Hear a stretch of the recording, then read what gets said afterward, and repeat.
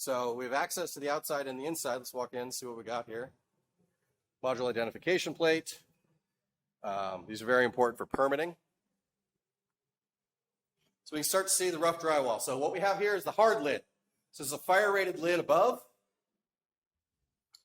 With strapping down, we'll see the soft lid, but essentially now we're starting to assemble the fire rating. So you can see the green board where the bathrooms are going to go, the first layer of mud and tape, the kind of unit starting to really take shape as it moves down the line. So as we walk, boxes get kind of more and more finished. You can see here, this station, we're starting to put up the main trunks lines for the HVAC. Attached directly to the hard lid, routing all planned and duct out. Very similar to normal construction, but also you can start to see washer dryer bib. Access from the outside, modular is different.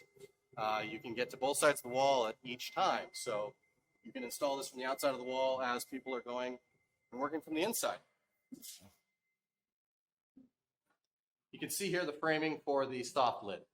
So in this module, we're starting to see the HVAC ducts, the orange pipes for fire suppression, and the secondary lids. This is the soft lid.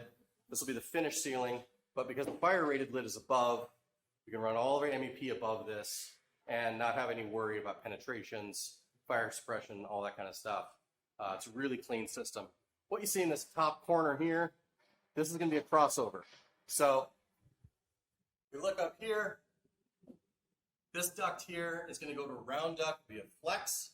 So it'll go from rigid to a flex, and then out that hole is a crossover to supply the HVAC to the next module over. So as these are set, you're going to have to make those connections in the field. So this is an access point and a crossover point.